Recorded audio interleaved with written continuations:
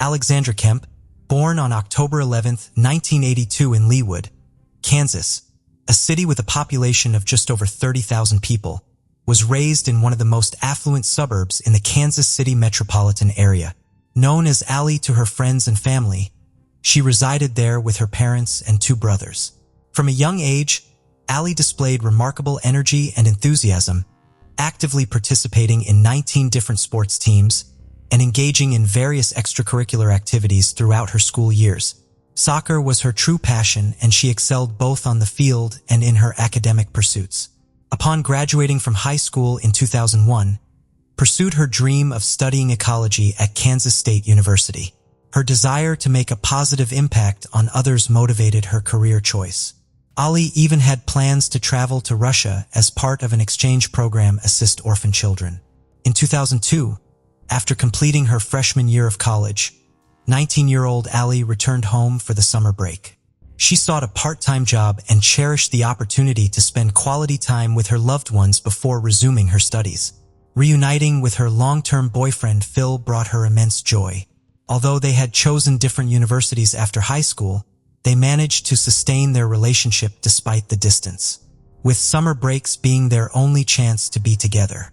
Allie and Phil were fortunate enough to secure employment at the local public pool, and Allie's younger brother also joined them.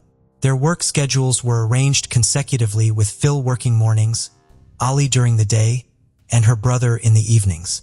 On Thursday, June 18th, Allie arrived for her shift, relieving Phil.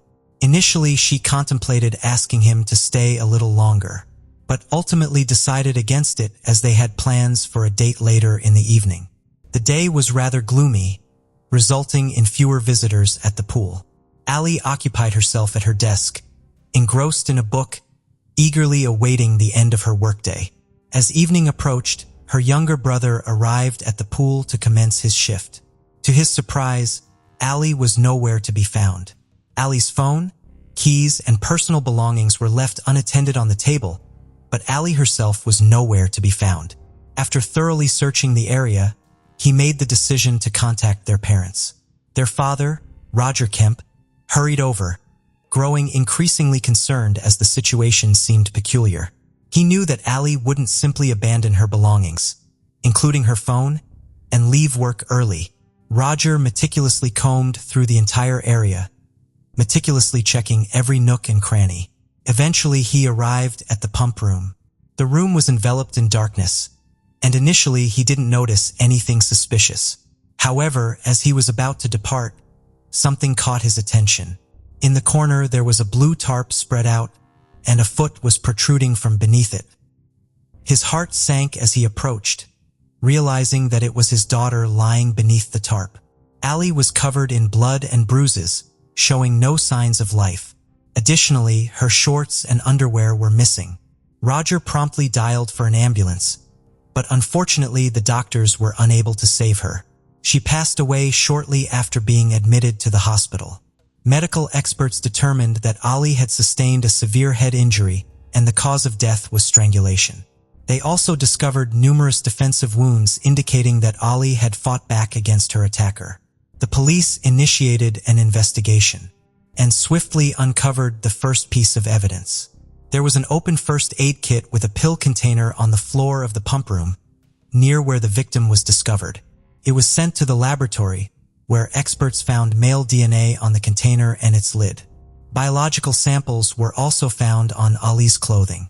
After comparing all of these samples, experts concluded that they belonged to the same man, although he was not in the FBI database. The police commenced their search for potential suspects, beginning with Allie's boyfriend. Given the brutality of the assault, investigators considered the possibility that the assailant may have had personal motives. According to Phil, after his shift, he went to visit friends and his alibi was corroborated by multiple individuals. In addition, he also provided his DNA sample, which did not match the perpetrators. The same was true for Allie's father and brother, as they both promptly provided their samples as well. Roger was overwhelmed with grief and spent the entire night at the morgue, refusing to leave Allie's side. The following day, he delivered a heartfelt speech to the gathered city residents, expressing his gratitude for their condolences and vowing to find his daughter's killer at any cost. The news of the murder quickly spread throughout the community, shocking the locals who were unaccustomed to such heinous crimes.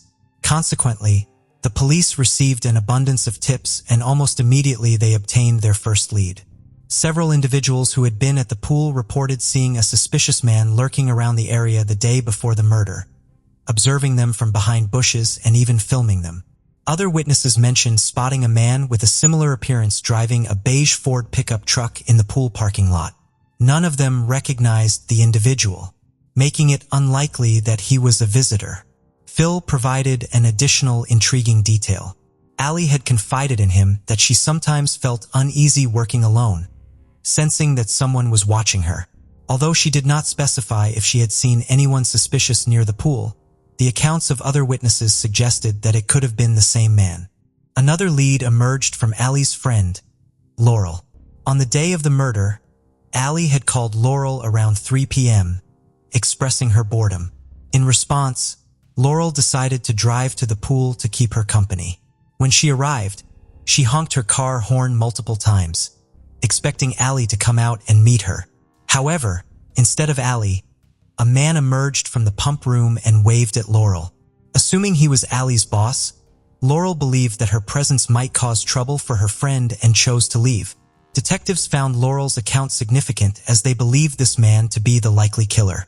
Based on her testimony, they created a composite sketch of the suspect, which was subsequently distributed to local newspapers and TV channels. Phil took the initiative to launch a flyer distribution campaign featuring the composite sketch and a detailed description of the suspect. With the assistance of his companions and a multitude of volunteers, thousands of flyers were distributed throughout the town. Despite these extensive efforts, the authorities were still unable to apprehend the culprit. In an attempt to gather information, Roger also managed to raise $50,000 as a reward for any leads that could lead to the capture of the murderer. Unfortunately, this endeavor did not yield any fruitful results. However, a stroke of inspiration struck Roger later on. He conceived the idea of erecting a billboard along the busy highway he frequently traveled to work, featuring a composite sketch of the suspect. After discussing this idea with the police, they expressed their support. Nevertheless, they informed him that their department lacked the funds to rent a billboard, leaving Roger responsible for covering all the expenses. Roger reached out to a billboard rental company to inquire about the cost. Upon learning about his daughter's tragic murder, they generously offered to provide the billboard free of charge, driven by their desire to assist in solving the case. Allie's father, taken aback by this unexpected turn of events, gratefully accepted their offer. Collaborating with the police, they designed a banner showcasing the composite sketch, the suspect's description, and details regarding the $50,000 reward. Once the billboard was erected, the police began receiving a substantial influx of tips, surpassing 1,000 within a few weeks. Each lead was meticulously investigated, leading them to stumble upon some intriguing leads. One tip pointed towards a local resident named James Strader, who bore a resemblance to the composite sketch. Detectives promptly approached him for questioning, but Strader provided an alibi, claiming he was at work during the time of the murder. His boss corroborated his statement, temporarily eliminating him as a suspect. However, another tip regarding Strader surfaced, revealing that he owned the same type of vehicle as the suspect. The plot thickened as the police discovered that Strader was wanted in 2 states for a series of crimes, including 3 sexual assaults and 2 kidnappings, all allegedly committed within a span of 3 weeks. Shockingly, he had assaulted his ex-girlfriend and coerced her into accompanying him in search of a new victim. Soon after, he ceased his actions and made an attempt to unlawfully enter someone's residence in order to steal money. Coincidentally, during that very moment, a 14-year-old girl happened to be passing by. Strader, using threats, coerced her into his vehicle. He then proceeded to drive to a secluded area where he assaulted both the girl and his ex-girlfriend. After leaving them stranded, departed from the scene. Later on, he approached another woman's home and claimed that his car had broken down. When she opened the door, Strader brandished a knife, forcefully entered the house and assaulted her. Subsequently, He abducted the woman and transported her to a different town. However, she managed to escape from his clutches. Eventually, Strader was apprehended in Utah. He had pulled into a gas station and fled without paying, prompting the staff to contact the police. Shortly after, a police officer noticed his vehicle, pulled him over, ran his identification, and discovered that he was wanted for kidnappings and assaults. While conversing with the officer, Strader displayed a smirk and suggested that he should be handcuffed. In relation to Ali's case, investigators promptly reached out to their counterparts in another state requesting a DNA sample from Strader. However, upon completion of the analysis, the detectives were faced with an unexpected twist. Strader's DNA did not match the sample found on Ali's clothing or the pill bottle. Eventually, Strader was sentenced to life imprisonment for his other crimes, while the detectives persisted in their search for Ali's murderer. Despite months of little progress, in the autumn of 2004, the detectives received an intriguing tip. An individual contacted the police stating that the composite sketch resembled someone they knew, a man named Teddy Hoover. Upon investigating Hoover, the police discovered that he resided in Kansas City and was employed by a pool maintenance company.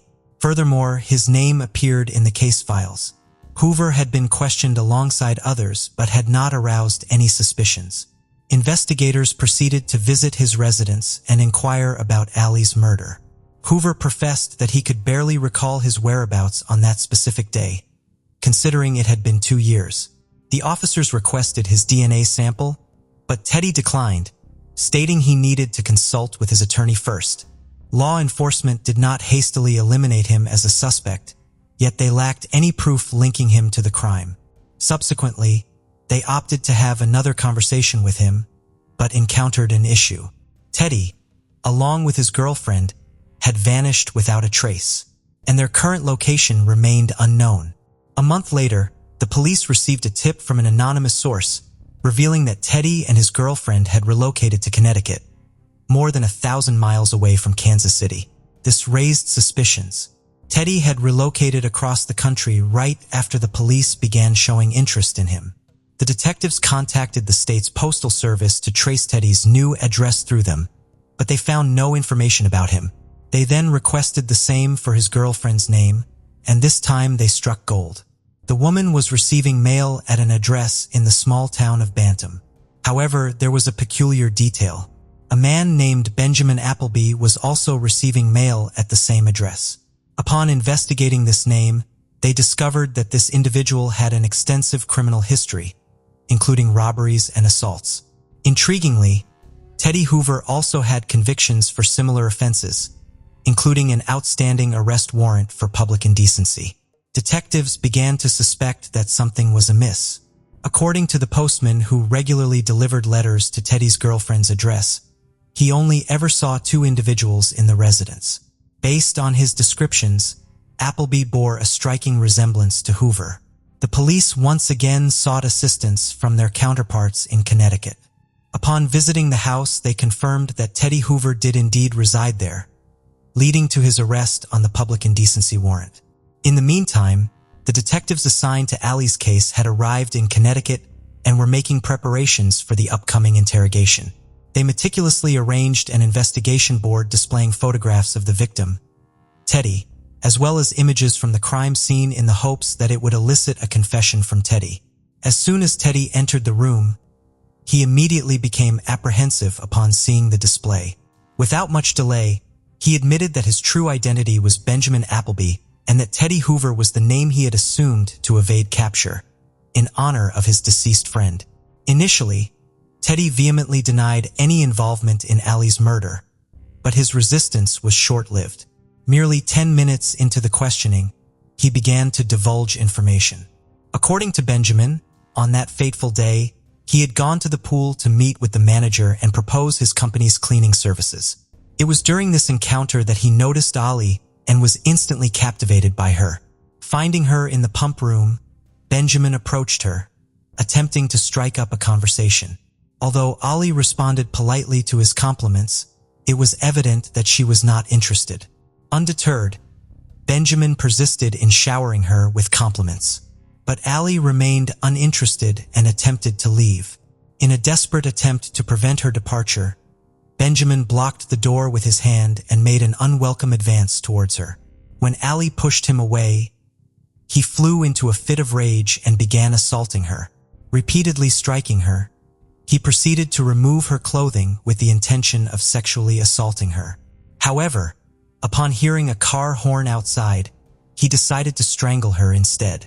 After concealing her body with a tarp, he ventured outside and noticed Ali's friend, Laurel, sitting in her car.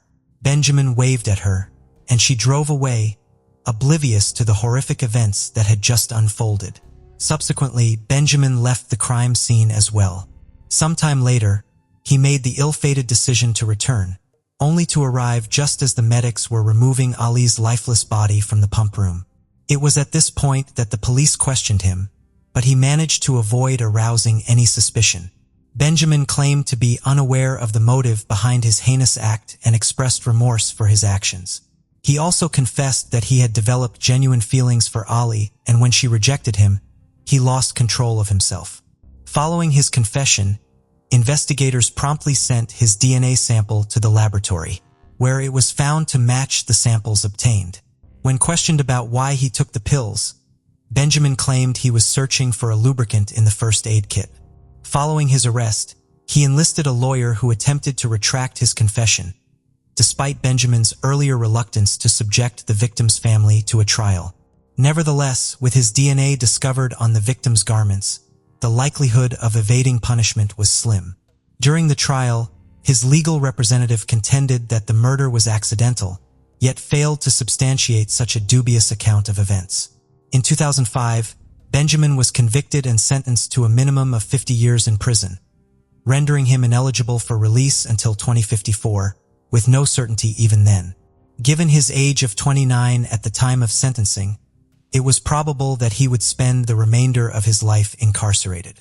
Subsequently, Benjamin has made numerous unsuccessful attempts to appeal his sentence, each one adding to the burden on Ali's family. Her father has made every effort to prevent his daughter's killer from being set free. In memory of Ali, her parents initiated self-defense classes for women, which garnered significant attention and trained tens of thousands of women. Ali's father was even honored with a visit to the White House by Barack Obama, who commended him for organizing the self-defense classes and emphasized their significance. Additionally, Roger was recognized for his innovative idea of displaying information about wanted criminals on billboards, a method that proved to be highly effective and previously unexplored. On September 29, 2018, Daniel Attaway, a 24-year-old, returned to his home on Hardage Farm Drive in Marietta, Georgia. To his horror, he discovered his father, Wayne Attaway, lying lifeless on the floor. Overwhelmed with panic, Daniel immediately dialed 911 to report the tragic incident. Wayne, known for his peaceful nature, had fallen victim to a brutal attack in broad daylight within their quiet neighborhood. The entire town was shaken by this shocking event, unable to comprehend the true nature of Wayne's fate. As the details of that fateful September day unfolded, Wayne's family found themselves consumed by darkness. They were left wondering who could have committed such a heinous act against a simple man like Wayne. Marietta, a city in Cobb County, Georgia, is renowned for its strong sense of community and exceptional educational opportunities. With abundant green spaces, convenient access to amenities, and a diverse range of shopping and dining options, Marietta is often considered one of the best places to reside. However, beneath its pleasant facade, Marietta harbors a darker side. The city experiences higher rates of violent crime compared to many other cities in the United States, necessitating constant vigilance among its residents. The unresolved case of Wayne Attaway's tragic fate in 2018 continues to haunt the people of Marietta. Wayne, born on November 7, 1958, in Box Springs, Talbot County, Georgia, was the son of Clara and George Walden Attaway. Throughout his life, he was affectionately known as Wayne. Growing up with his sisters Beverly, Nancy, and Sylvia, Wayne developed a strong bond with his siblings, becoming a loving brother. During the 1970s, Wayne attended Pacelli Vikings Catholic High School in Columbus, Georgia, where he actively participated in football. Wayne completed his Bachelor of Science in Industrial Management from the Georgia Institute of Technology in 1981. Shortly after, he joined Millikan in LaGrange, Georgia. In 1982, Wayne tied the knot with Carolyn Wojtysiak, whom he had met the previous year. Wayne's career took him to Atlanta in 1988, where he secured a position at Frito-Lay. Later, he ventured into the field of construction with P.J. Rowe Construction in Marietta.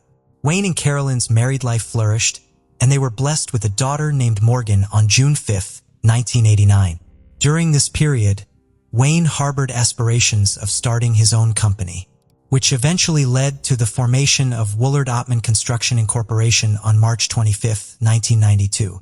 Wayne, along with his friends Scott Manis and Loris Woolard, established this commercial general contracting partnership. Wayne served as the vice president, while Loris held the position of president and Scott became the vice president and secretary. As Wayne thrived in his new professional endeavor, he and Carolyn decided to expand their family further. On April 24, 1994, they welcomed their second child, a son named Daniel. Despite his demanding work schedule, Wayne always prioritized his children and fulfilled his responsibilities diligently. In 1995, Wayne received a Catholic baptism at St. Joseph's Catholic Church in Marietta, Georgia. Although Wayne's business initially operated on Wiley Road in Marietta, it relocated to White Circle on March 29, 2000 due to its growth and expansion. Wayne's dedication and contributions played a significant role in the success of the company over the years. By 2018, with Daniel and Morgan having reached adulthood, Wayne found more leisure time to indulge in various hobbies. He developed a passion for cowboy shooting, carpentry, motorcycle riding, horseback riding, hiking, as well as water and snow skiing. Wayne, a man in his late 50s, was leading a peaceful life in 2018 with his family at his residence on 570 Hardage Farm Drive in Marietta. However, tragedy struck on Saturday, September 29, 2018, when Wayne's family was away and he was alone at home. Upon his son Daniel's return at around 4:30 p.m., he made a shocking discovery. His father, Wayne, lying motionless on the floor, covered in blood. Daniel, in a state of panic, sought help from his neighbors and then called his mother, Carolyn, who did not answer. Subsequently, Daniel dialed 911 and reported the distressing situation to the operator. Responding promptly, officers from the Marietta Police Department arrived at the scene at 4:31 p.m. Daniel guided them to the basement where Wayne's lifeless body was found. The victim, identified as 59-year-old Douglas Wayne Attaway, had sustained 2 gunshot wounds, one in the upper right shoulder and another in the head. Detectives, upon assessing the gruesome scene, wasted no time in initiating their investigation. The investigation began with the detectives questioning the neighbors and Wayne's family members in order to gather any information or potential witnesses related to the disturbing incident. Unfortunately, no one had witnessed anything suspicious near Wayne's residence. However, due to Daniel's prior notification to the neighbors about Wayne's death and the presence of numerous police vehicles, news of the tragic event quickly spread throughout the Hardage Farm Drive neighborhood. This caused concern among the residents, as police presence was uncommon in the area. Officer Chuck McPhillamy, assigned to the case, reassured the residents that Wayne's murder was an isolated incident and there was no need for alarm. Over the next 2 days, the detectives meticulously searched the crime scene and interviewed the neighborhood, hoping to uncover any clues or potential suspects. Wayne's family members were interviewed separately to determine if they had any suspicions or if Wayne had any conflicts with anyone. However, no names were mentioned during these questioning sessions. During the search of the Attaway home, the detectives made a significant discovery. The 6-hour Model P250, a handgun, was missing from the family's collection of weapons. The neighbors informed the detectives that Wayne's brutal murder had deeply shaken the peaceful and affluent Hardage Farm community. They described Wayne as a longtime resident of Marietta, well known and respected by all. They believed that Wayne, a calm individual, had no enemies and was likely shot by an unknown intruder. The detectives then examined the surveillance systems of Wayne's neighbors, hoping to find any valuable clues and urged them to report any information related to the case to the Marietta police investigators. Despite the progress made by the detectives, a crucial piece of information from Wayne's family would ultimately crack the case wide open. A few days following Wayne's murder, the killer himself admitted his guilt to Wayne's family. The confession was made by Daniel, who revealed to his mother Carolyn that he and Wayne had been experiencing a strained relationship and had been frequently arguing. The breaking point for Daniel came when Wayne issued him an ultimatum, intensifying the tension between them. Daniel, who had a passion for painting and often shared his artwork on social media, had recently taken an interest in welding and wanted to improve his skills in that area. However, Wayne's demand that Daniel either find a job or leave the house infuriated him, leading to a moment of uncontrollable rage. On the afternoon of September 29, 2018, when Carolyn and Morgan were not at home, Daniel retrieved a handgun from the family's collection and shot his father in the shoulder and then between the eyes, causing Wayne's untimely demise. After committing this heinous act, Daniel meticulously crafted a false narrative.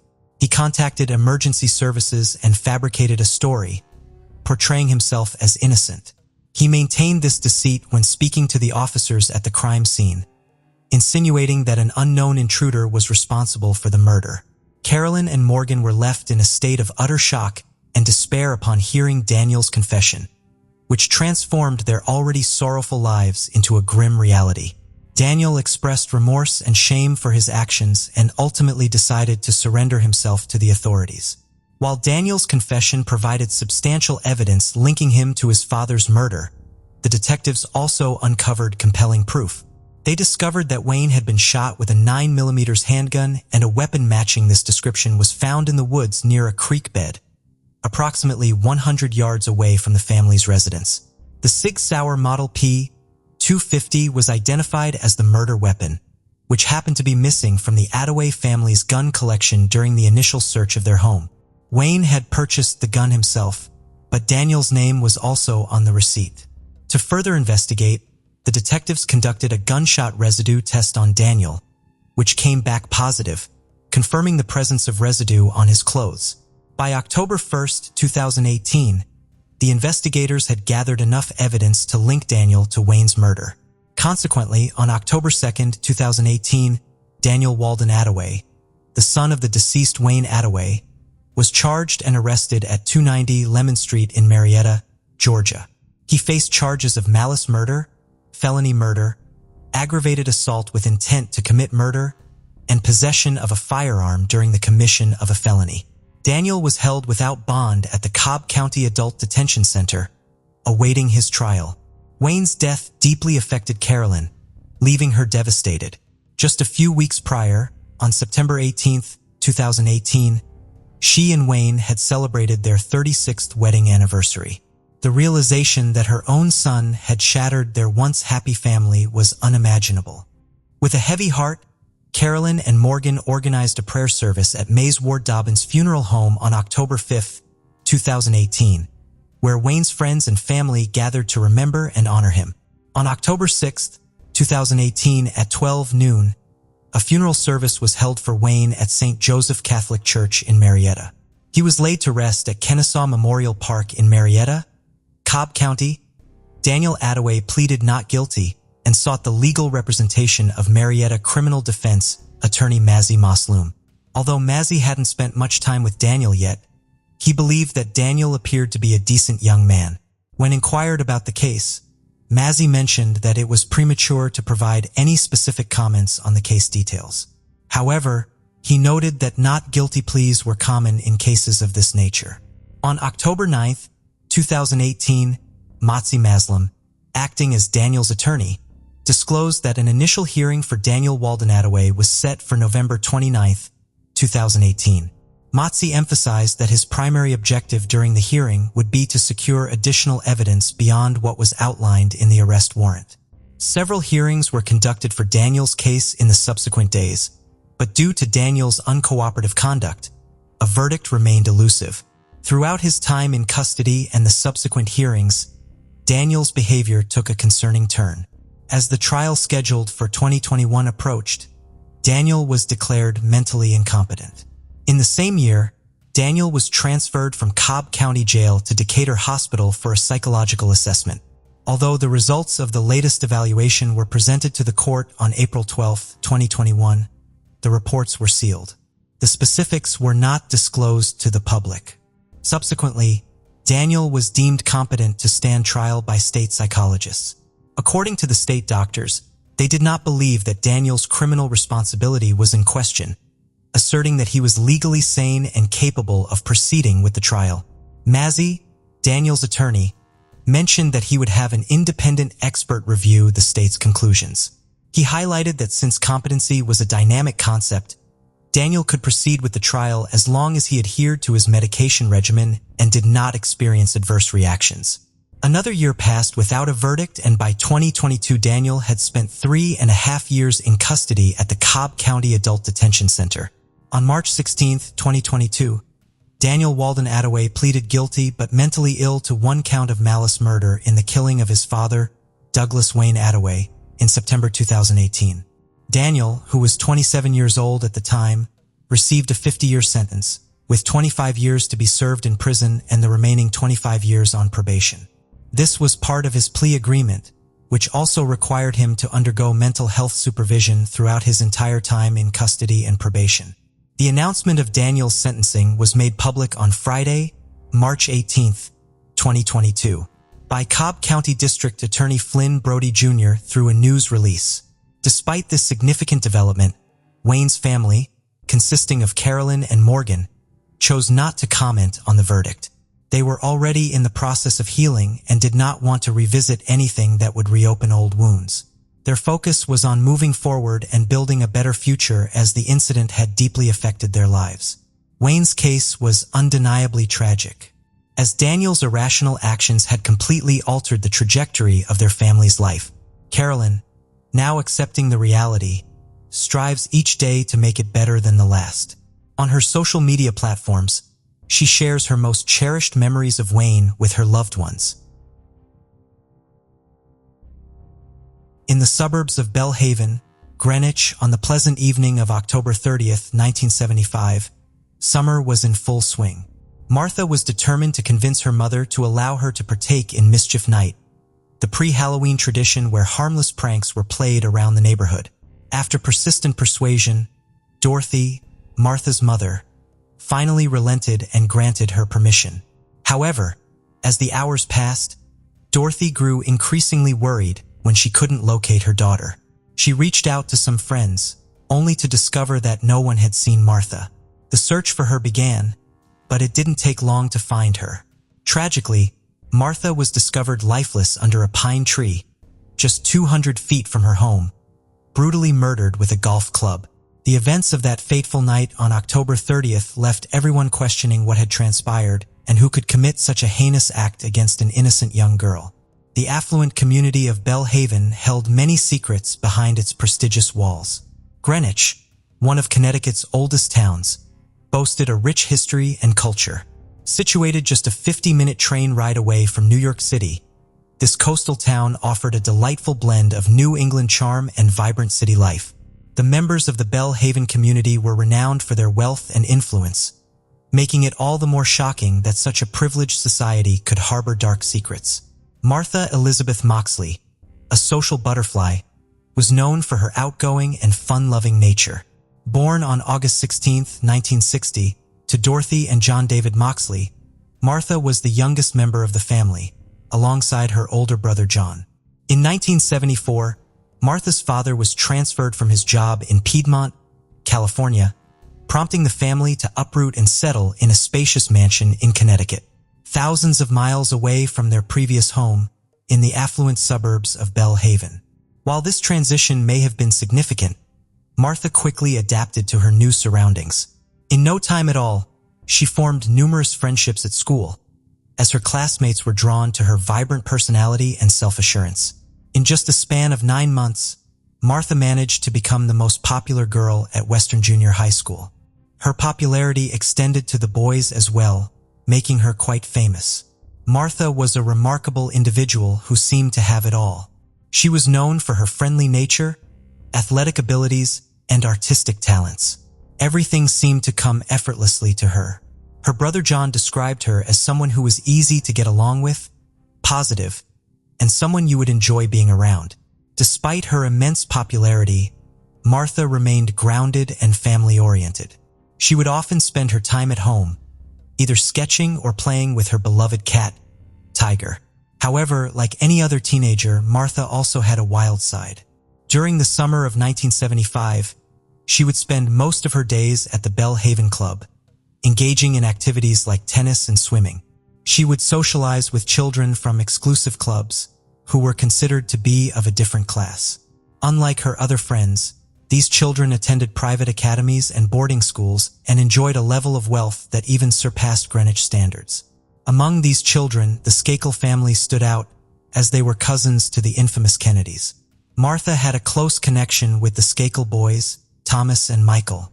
The Skakels were neighbors to the Moxley family, and Thomas and Michael were nephews of Ethel Skakel and Robert F. Kennedy. The families were related, with Robert being the brother of the late President John F. Kennedy, Ethel Skakel's brother, Rushton, and his wife, and had 7 children, including Thomas and Michael, who were 17 and 15 years old, respectively, at the time of Martha's murder in 1975. However, the Skakel family was far from harmonious. Michael Skakel later attributed chronic illness, alcoholism, and a repressive Catholic upbringing as ongoing sources of turmoil within the household. In 1973, and Skakel passed away due to brain cancer, leaving her husband Rushton Skakel, who struggled with alcoholism, spiral further into a state of despair. With insufficient supervision and unlimited funds, Rushton would frequently leave their children home alone. As a result of his mother's death, Michael Skakel expressed that their household descended into an even more chaotic state. Interestingly, the Moxleys lived just about 150 yards away from the Skakels. Due to the lack of parental supervision, the Skakel household became a popular gathering spot for teenagers. Meanwhile, Martha was enjoying her summer days within the secure confines of the gated community in Belle Haven. Her teenage years were filled with occasional rebellious acts such as sneaking out, smoking, and indulging in a few beers. In her diary, Martha documented several incidents that occurred during these holidays, many of which revolved around the Skakel brothers. Martha was particularly concerned about the advances she received from Thomas.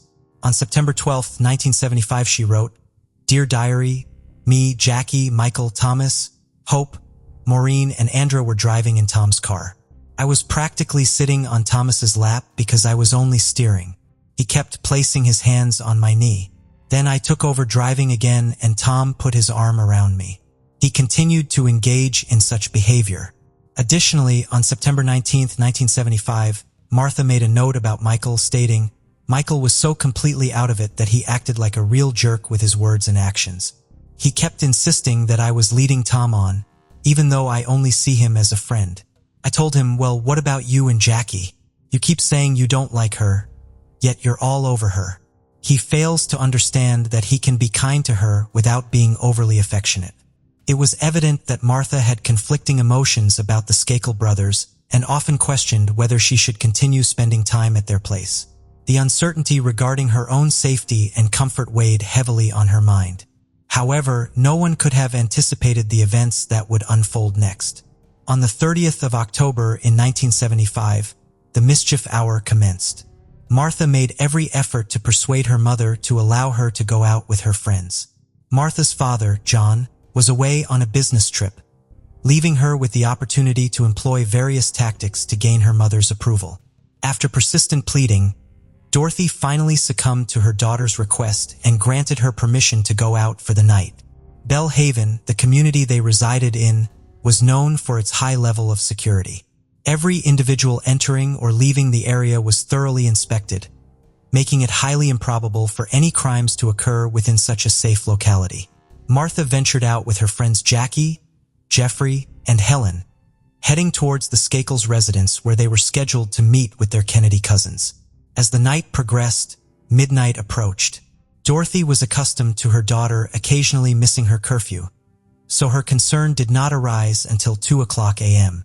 Initially, she assumed that Martha might have stayed over at her friend's house. In an attempt to locate her, Dorothy contacted Martha's best friend Sheila, only to discover that she had not seen Martha since 9:30 p.m., around the same time when all the children had returned home. By 3:30 a.m., Dorothy was consumed with worry and decided to reach out to their neighbor, Thomas Skakel, who provided the same response as Sheila. At 3:35 a.m., Dorothy reluctantly gave up and contacted the police for assistance. The local Greenwich officers promptly arrived at the Moxley residence. After conducting a thorough search of the neighborhood alongside Dorothy, they found no signs of anything amiss. The officers reassured Dorothy and advised her to wait until morning. However, before departing, they disseminated Martha's information to nearby stations, urging them to remain vigilant for any sightings of her. Exhausted, Dorothy eventually fell asleep by the window, anxiously awaiting her daughter's return. The following morning, on October 31st, 1975, Dorothy hurriedly entered Martha's room, only to discover that her bed was empty. The authorities were once again summoned, and an unsettling sense of unease began to envelop her. She had a gut feeling that something was amiss. Dorothy refused to simply wait idly, so she made the decision to venture around the neighborhood accompanied by her son, John. The first place they decided to search was the Skakel residence. Despite living next door for 15 months, Dorothy had never set foot inside her neighbor's home. As she approached, their aggressive dog greeted her, leaving her quite shaken. Gathering her courage, she knocked on the door, and Michael, the younger Skakel brother, promptly answered. Dorothy inquired about Martha's whereabouts, but Michael informed her that Martha was not present and appeared to be in poor health. In fact, Dorothy suspected he might be hungover. Undeterred, Dorothy was determined to find some clue. She requested permission to inspect the camper parked outside, as she speculated that Martha might have fallen asleep there. However, her hopes were dashed when she discovered the camper to be empty.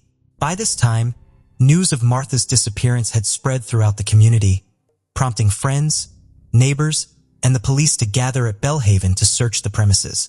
Shortly after noon, Martha's friend Sheila arrived at the Moxley household, trembling with fear, struggling to find the words to describe what she had just witnessed. Through tear-filled eyes, Sheila implored Martha's mother to call 911 for assistance. She revealed that something terrible had occurred, and Martha was unresponsive. Someone had attacked her, and immediate help was needed. Dorothy's companion, Jean, urged her to remain where she was while he investigated the situation. Upon reaching the scene, Jean made a horrifying discovery. Lying face down beneath the towering pine tree at the edge of the Motley property, 200 feet away from her house, was the missing teenager. The back of her head had been brutally bludgeoned and a broken golf club protruded from the back of her neck.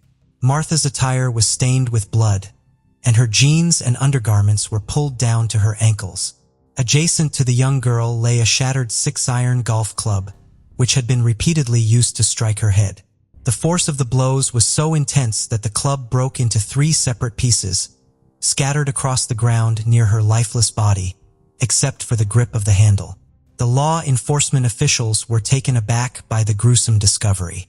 In the past 3 decades, Greenwich had not encountered a violent crime of this magnitude, let alone something as atrocious as this. The local police were ill-equipped to handle the severity of the situation at hand. Consequently, a team from the Connecticut County Station was assigned to conduct a thorough investigation. The forensic experts diligently collected as much evidence as possible from the crime scene, while Martha's body was sent for autopsy. The examination revealed no signs of sexual assault, with the primary cause of death being attributed to the blunt force trauma to her head. It was later revealed that Martha Moxley had remained a virgin until her untimely demise. As the investigation progressed, the local police officers in Greenwich began compiling alibis from all known witnesses in order to establish an accurate timeline of events surrounding the homicide. The Skakel brothers were the first individuals on their list. Both boys were interrogated on the same day, during which they provided their respective alibis for the time of the murder. When questioned, Thomas Skakel informed the detectives that he had last seen Martha around 9:30 p.m. outside his residence.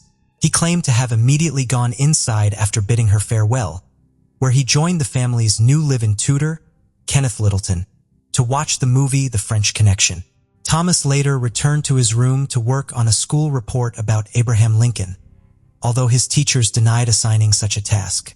Eventually, Thomas underwent 2 polygraph tests. The first test yielded inconclusive results, but he successfully passed the second one. Michael Skakel informed detectives that he left his residence at approximately 9:15 p.m. and drove to his cousin Jimmy's house, returning around 11 o'clock p.m. The police harbored some doubts regarding Michael's account, but lacked concrete evidence to label him as a suspect in the case. 24-year-old Kenneth Littleton was also under investigation in the autumn of 1976. He informed the authorities that he heard noises outside the house between 9:30 and 10 o'clock p.m. Littleton mentioned that before going outside, he checked on all 7 Skakel children, noting that Michael, his older brother Thomas, and 2 other Skakel boys were not present at home during that time. Detective Salmon's reports indicated that Littleton heard rustling leaves and noises from the bushes on the property, although he did not witness anything at that moment. Littleton stated that he only saw Thomas at 10:25 p.m. when he joined him in front of the TV. The other Skakel boys returned home within half an hour. Littleton claimed to be unaware of Martha Moxley's identity, as it was his first night at the Skakels' residence. Despite failing multiple lie detector tests, Littleton was never formally charged in connection to the case. During the ongoing investigation, the police discovered 2 significant pieces of evidence. Martha Moxley had been beaten and stabbed with a Tony P. golf club engraved with the initials of the Skakel family member. Upon inspection, the same set of golf clubs was found at the Skakel household, with 1 club missing. Rushton Skakel, their father, who had returned from a hunting trip upon learning of Martha's murder, initially cooperated with the authorities but later ceased communication with them. On January 22, 1976, the Skakel family, following their attorney's advice, declined to respond to further inquiries and terminated their cooperation with the investigators. Martha's friends provided alibis that raised numerous questions. On the night of October 30, 1975, Martha Moxley joined her friends for Mischief Night, a neighborhood tradition involving pranks like ringing bells and toilet papering houses. According to her friends, Martha was seen flirting with Thomas, the oldest Skakel brother, and moments later, they found her kissing him. One of her friends mentioned seeing Martha and Thomas near the pool in Skakel's backyard, behind the fence around 9:30 p.m. Over the next few months, the detective conducted more than 200 scheduled interviews. All interviewees underwent multiple polygraph exams as part of the investigation process. Donald Brown, the state's attorney for Fairfield County at the time of Martha's murder, stated that while individuals are not obligated to cooperate with the police, it is unusual for someone possessing information about a violent crime to withhold it from investigators. Initially, the case went cold for nearly 2 decades due to a lack of information. However, in 1991, a rumor linking another Kennedy family member, William Smith Kennedy, to the murder led to the reopening of Martha Moxley's case.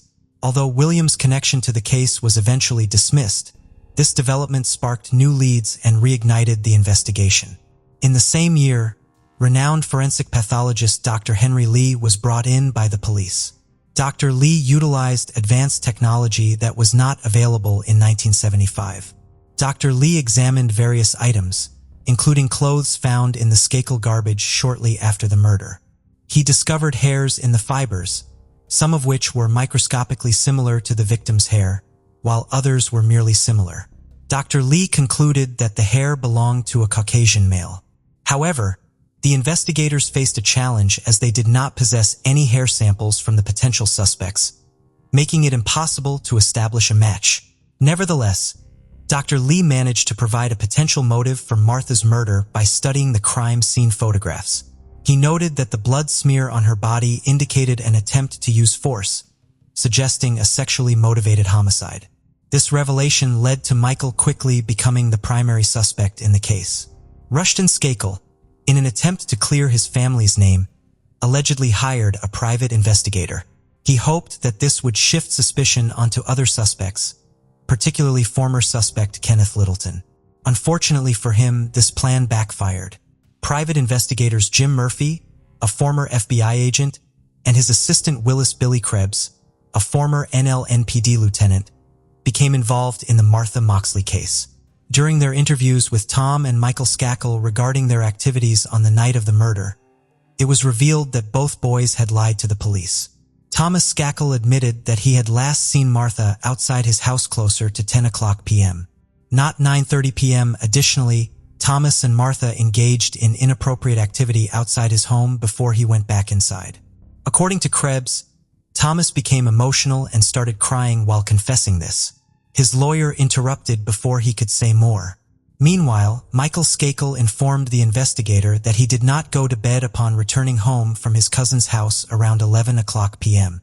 Instead, he had climbed a tree outside Martha Moxley's bedroom window and engaged in inappropriate activity. Author and journalist Dominic Dunn obtained the investigator's report and passed him on to State Inspector Frank Garr, who had previously worked as a detective on the case. Despite sharing his suspicions about Michael Skakel earlier, lack of information led to dismissal. This report provided new momentum to this theory.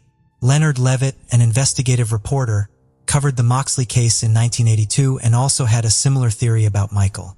He pointed out the absence of defense wounds, suggesting that the victim knew of her attacker. Levitt believed that the repeated blows with the golf club indicated a crime of passion, implying a personal connection between the two. Levitt waited 20 years to report on Martha Moxley. The report revealed that both Thomas and Michael Skakel had made shocking admissions to the detectives. They confessed to lying to the police about their whereabouts on the night of the murder. Thomas claimed to have spent time with Martha after 9:30, engaging in a sexual act, before leaving her around 10 o'clock. Levitt emphasized the inconsistencies in Thomas's story. In 1998, a one-man grand jury and an investigator were tasked with reviewing Martha Moxley's case. After examining the evidence, Judge George N. Thim concluded that there were sufficient grounds to charge Michael Skakel with her murder. Michael faced trial for Martha's murder in his late 30s, finally receiving justice after nearly 2 decades. He was convicted based on circumstantial evidence presented during the 3-week trial. Investigators have found a piece of the golf club, a 6-iron from a set that had belonged to Michael's mother. However, prosecutors lacked direct physical evidence linking Michael to the murder case. He insisted he was far away from the crime scene at his cousin's house, watching Monty Python's Flying Circus. Nevertheless, jurors later stated they were swayed by his incriminating statements and erratic behavior. Several former classmates of Skanko testified during the trial. While at Elon School, a facility for troubled youths, Michael reportedly confessed to them about Martha's murder. One former schoolmate, Gregory Coleman, testified in a pretrial hearing in June 2000 that Skakel had told him, "I'm going to get away with murder. I am a Kennedy." Coleman also mentioned that Michael had claimed he tried to make advances towards a girl who did not reciprocate, leading him to commit the crime. However, Coleman passed away in August 2001 due to a heroin overdose and did not testify during Michael's murder trial in 2002. Michael had a troubled past, with rumors circulating about his time at Elon School. Despite the school owner's denial of any confession, numerous witnesses supported the claim. 2 former classmates from Elon School, including John D. Higgins, came forward as witnesses during the trial. Higgins described Michael's confession as tearful, dazed, and fragmented, with Michael only recalling bits and pieces of the crime. Gregory Coleman, the other witness, stated that Michael confidently declared he would escape punishment for Martha's murder due to his family name. Following Michael Skakel's imprisonment in August 2002, his cousin, Robert Kennedy Jr., became a staunch advocate for him. Kennedy firmly believed that his cousin was innocent and being falsely implicated for political reasons. In his interview with CBS 48 Hours, Kennedy expressed his certainty, saying, "I know Michael Skakel and I know he didn't commit this crime." In 1997, Michael Skakel collaborated with ghostwriter Richard Hoffman to write his autobiography titled Dead Man Talking: A Kennedy Cousin Comes Clean. During the trial, a particular recording played proved to be highly incriminating. Michael admitted that on the night of Martha's murder, he was intoxicated, had consumed marijuana and experienced inappropriate urges. When Dorothy Moxley arrived at his door the next morning, Skakel panicked. He confessed on the recording, "I was still under the influence from the previous night, a bit intoxicated, and worried if he had been seen."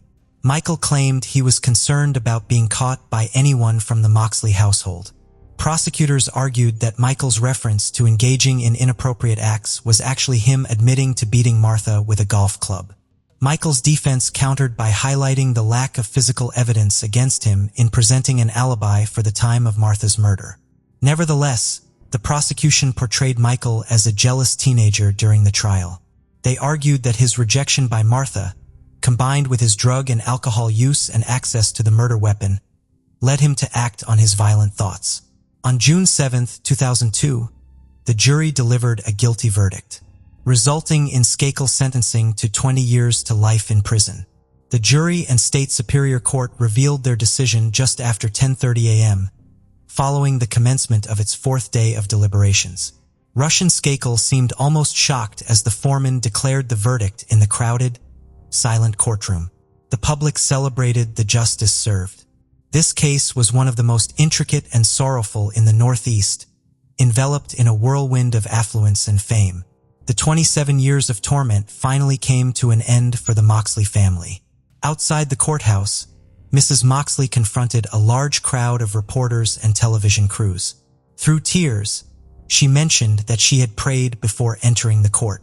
"My prayer began with, 'Dear Lord, once again today, just like I have been doing for 27 years. I prayed that I could attain justice for Martha,' she expressed. This entire ordeal was about Martha," she continued. "Today belongs to Martha. This is truly Martha's day." While Michael was incarcerated, his legal team and supporters fought for the annulment of his conviction. For appeals were submitted, all of which were rejected. Then, on October 23, 2013, Michael was granted a new trial due to the inadequate representation provided by his defense attorney, Mickey Sherman. Consequently, Skakel was released on $1.2 million bail on November 21, 2013. Prosecutors strived to reinstate Skakel's conviction. They eventually succeeded in December 2016, when the Connecticut Supreme Court ruled with a 4-3 decision, affirming the validity of his representation. However, the case did not conclude there. In May 2018, the court overturned its ruling with another 4-3 decision, determining that Michael's attorney, Mickey Sherman, failed to present evidence of Michael's alibi during the initial trial. Prosecutors still retain the option to retry Michael, although they will likely encounter challenges due to deceased witnesses and other issues. Michael's legal team, in a release statement, commended the court's decision, stating that it was the right course of action. The lawyers have also stated that Michael, who maintains his innocence, has been wrongly incarcerated. However, the Moxleys remain steadfast in their belief of Michael's guilt. "I have no doubt in my mind that he is responsible," Dorothy asserted. John Moxley, her 59-year-old son, expressed that the jury's decision in the 2002 trial, reached after considering the evidence against Michael Skakel, continues to provide him with reassurance. "We have a sense of comfort knowing what transpired," he stated. Currently 55 years old, Michael Skakel resides with his aunt in Westchester County, New York. He spends his days caring for his 15-year-old son, George, and striving to move forward from the trauma of his past conviction and imprisonment. He is legally obligated to seek permission from the court to travel outside of Connecticut or New York. "I wish to leave this nightmare behind so that I can start building a life with George without this constant burden," he expressed in an email. "I lost 11 and a half years of my life. I missed out on George's entire childhood. I know I can never reclaim those years, but I consider myself fortunate to be able to spend time with George now." The death of Martha Moxley haunted the Greenwich community, her family, and friends for over 40 agonizing years. While many still believe that the verdict against Michael was fabricated, ultimately, a mother lost her daughter, and the state of Connecticut failed to deliver proper justice for Martha's death. Numerous individuals believe that Michael evaded punishment due to his connections and wealth. Martha's father, John David Moxley, fought for his daughter's justice until his death in 1988. Even to this day, the Kennedy family continues to be associated with the Martha Moxley case. Robert F. Kennedy Jr., who authored the book, framed why Michael Skakel spent over a decade in prison for a murder he didn't commit in 2016, left Dorothy Moxley, Martha's 84-year-old mother, speechless with his publication. She mentioned that truth had never appeared so distorted and manipulated in her entire life. Despite this, she remained convinced that Michael was responsible for her child's death. Kennedy's book dedicated a whole chapter to tarnishing John's character, Martha's father. He cast doubt on his whereabouts on the night of the murder and made several accusations against the Moxley family. As of December 2019, Michael Shacko is still a free man. The memory of Martha Moxley is forever engraved in the hearts of Greenwich residents. A young, beautiful girl was robbed of her innocence before she could fully blossom into adulthood. This is not the first tragedy that has been swept under the rug by the Kennedy family. The legal battle between Michael and the Moxley family was a nationwide conflict, and while there are still many unanswered questions surrounding this case, we offer our sincerest condolences to the family of the victim. Laurel in Yellowstone County, Montana is a place described as scenic and rural on the outskirts with gorgeous hiking routes, camping spots and lakes, and busy, bustling and vibrant at the center with something always going on. Parades and small festivals, great shops and restaurants, and a big sense of community spirit. Just over 7,000 people lived there, and in 2019 one of those people was 57-year-old Lori Bray. Lori worked as a runner in one of the local casinos and by all accounts lived a peaceful and quiet life, keeping to herself and just enjoying being at home with her two rescue dogs, Mac and Nikki. She was from a big and close family. She had a son called Justin, who she never went a day without talking to, 5 grandchildren, lots of brothers and sisters, and 8 nieces and nephews. Lori was an animal lover, especially dogs.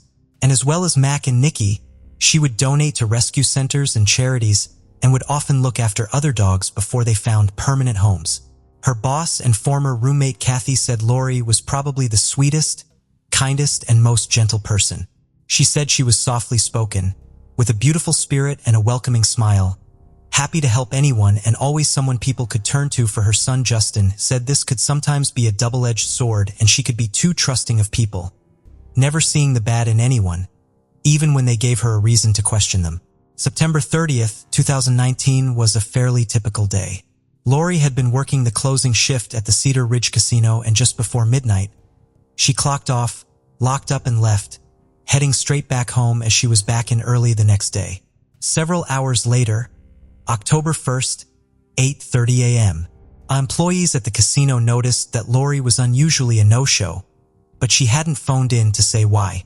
Around the same time, her boss Kathy was driving into work herself, down an empty and secluded road, with nothing to see but fields for miles. She spotted what she thought looked like Lori's car. It was parked at an odd angle on an intersection, and it didn't look like anyone was inside. Lori didn't even live close to this area, and with no shops or other houses around, it made no sense for her or her car to be there. Kathy pulled over but kept her distance and didn't get much closer to the car, instead deciding to call Justin. She asked him to go to his mother's house, wondering if she was just panicking unnecessarily. But little did she know, independently from her call, Justin also thought something felt odd about that morning. He hadn't received his usual morning call from his mother, which was strange. Justin headed to her house, ringing her phone as he did so, but the silence was deafening. When he got there, he noticed her car was not parked outside, making the knot in his stomach tighten further. He let himself in and was alarmed to find her 2 dogs, and Nikki, unattended with no signs of being fed, which he knew his mother would never let happen. A look around her house turned up nothing. Her bed was neatly made. There was no indication that breakfast had been eaten that morning, and everything just felt eerily quiet. Whereas it was possible Lori had made the bed and washed everything up before leaving, it felt more like she hadn't actually made it home from the previous night. He called Kathy back and they both agreed to go and check out the car together. Confirmed right away that it was his mother's 2003 Chrysler sedan. The sunroof was open, a handle and indicator were broken, and inside the floor on the back he could see her purse and her car keys.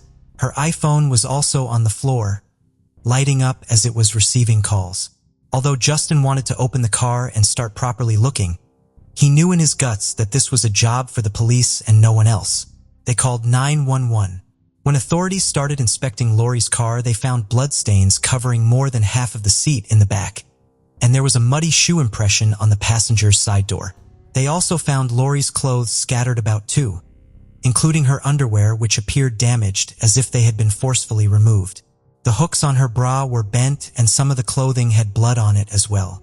It was all pointing towards a violent and troubling scene having taken place. Lori Bray was now a missing person. Everyone sprung into action, many in the community knowing her well and wanting to help. Friends started posting on social media, with one person typing, "She would never leave her dogs. They are her world. Someone has to know something. No lead is too small. And I ask that everyone please pray that she is found safe." People started organizing their own search parties as well, and everyone was out and looking for Lori. It was instantly a case that captured the media as well as the public, as it was just so unusual for something like this to happen in this area. The place where her car had been found was grassy, muddy, and the field seemed to go on forever.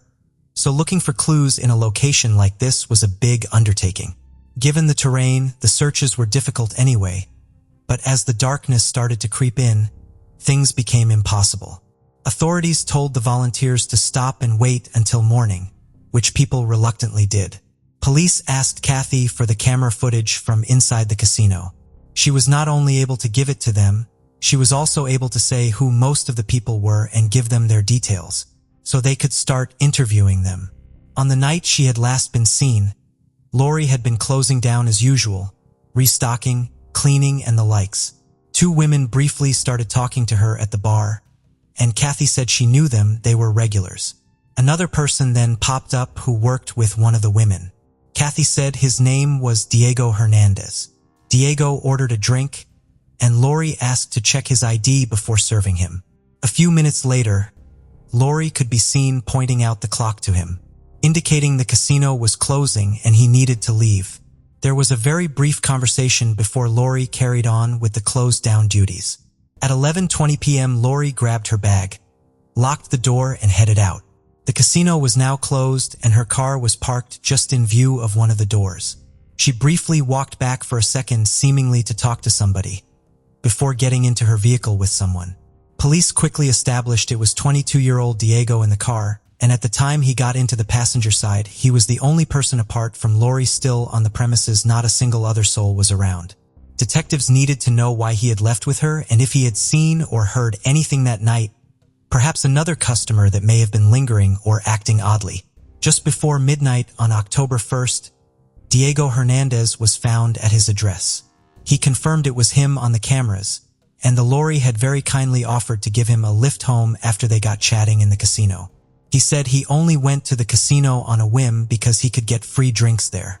He arrived at about 9 p.m. and stayed for a couple of hours using a few machines and chatting to people. Diego said Lori drove him to his house. He said thank you and goodbye, and then he went to meet up with a friend, ready to carry on the party. He said he hadn't seen Lori since he watched her drive away, and it was simply a passing encounter and a kind gesture from a stranger. But there was something that was sounding out to police that they couldn't ignore. Diego's face, hands, and torso were covered with fresh scratches. One officer asked about this, saying it looked like someone had fought him off and that it was a little concerning. But Diego said the scratches had happened 2 days before when he got into a fight with a friend called Nick after going to a local strip club. He said Nick had a ring on and it had cut his face. He was very matter-of-fact and calm, confident in what he was saying, and showed no signs of being dishonest. With this, the police left. They found Nick and he admitted they had had a scuffle in his car. He said that Diego had suddenly started freaking out and was agitated. Nick said that at one point he had put Diego in a headlock before pushing him out of the vehicle, but he said there was no scratching involved and he was shocked to see the state of his face. He had no reason to lie. He had already admitted to pushing him about and kicking him out of the vehicle, but the scratches were simply not linked to this incident.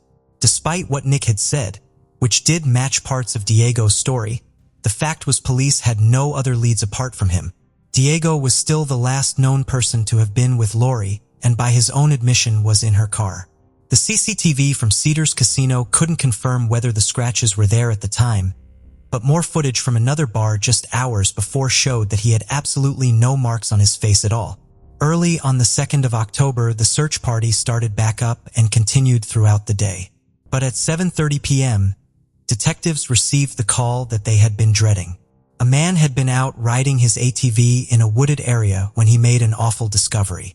He had found the body of a woman lying naked on the ground. He didn't have to get close to tell that she was badly beaten and already dead. Police felt strongly they knew exactly who it would be, but made no announcements. However, just as word had traveled about Lori being missing, it was now traveling that an area was swarming with police and forensics, and soon it was confirmed. They had found the body of Lori Bray just under 2 miles from where her car had been dumped.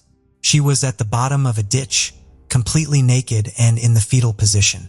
She was covered in abrasions and bruising. There was blood in her nose and in her hair, swelling around both of her eyes. She had a swollen lip and several broken ribs. Her cause of death was later confirmed as strangulation, but the examiner noted she had also suffered blunt force trauma to the face. A sexual assault kit was used, and although blood was found, no semen was. Some of the marks on her body indicated she had either been dragged down the hill or pushed down it, not that she had been killed there. They now knew that she had probably been killed inside her own car and then transported there. Near to her body was her little necklace with a cross on it, and close to this was a fairly good imprint of a shoe. This print appeared to match the print found inside Lori's car. Lori's death and the state she had been found in was shocking. Officers said the level of violence and brutality was astonishing, commenting that whoever had done this was, put simply, a monster. Colleagues and friends were at a loss as to who would want to do this. They said Lori was loved by the regulars, had a great reputation in the community, and had never spoken about having any issues with anybody. Police did get a couple more potential leads when it came to light that she had been involved in some abusive and controlling relationships in the past, and maybe these men needed to be looked into.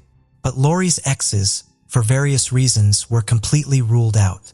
The once so tight community was now broken and scared, fearing that this might not be an isolated incident, and maybe something could happen to someone else.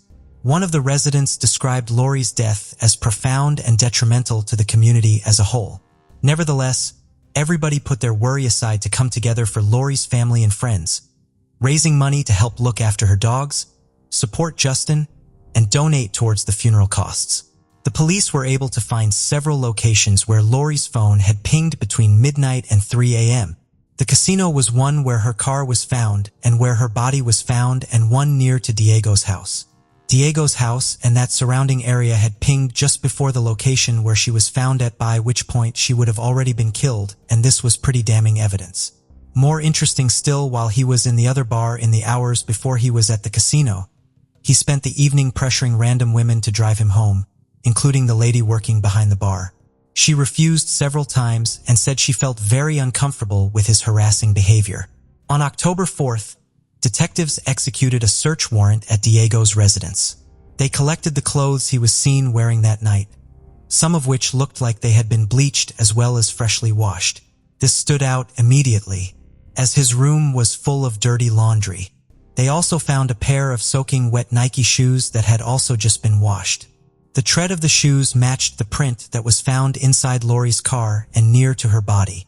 Detectives started going through Diego's phone, and it turned out that just a couple of hours after Lori had been killed, he made some interesting searches online.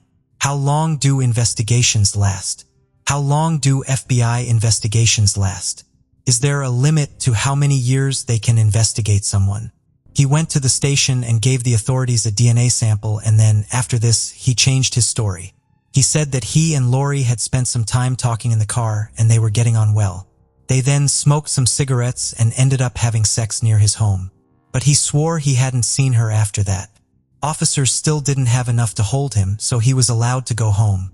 Everything was processed quickly, and before long, they had everything they needed.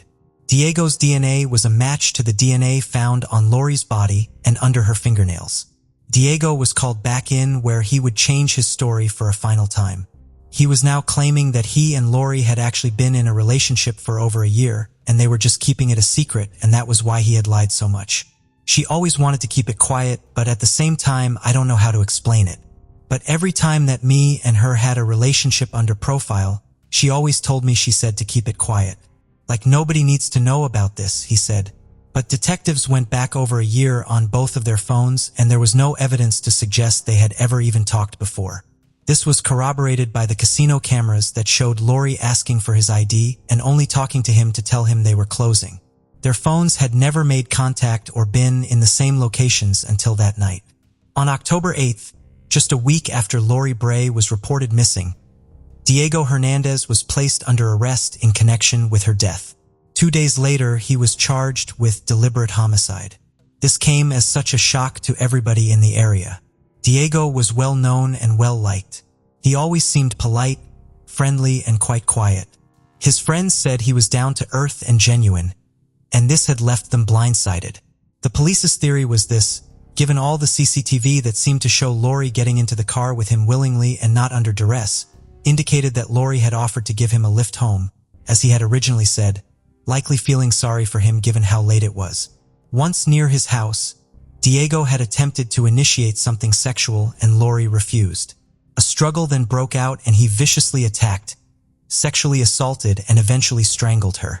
And the reason he was leading with the claim the pair had had consensual sex was because he knew the second his DNA was taken they would make the link, so decided to change the narrative. Diego would never say what happened and what, if any, conversations took place, but he denied ever harming her. As word started to spread that an arrest had been made, a vigil for Lori was held in her favorite park to walk her dogs.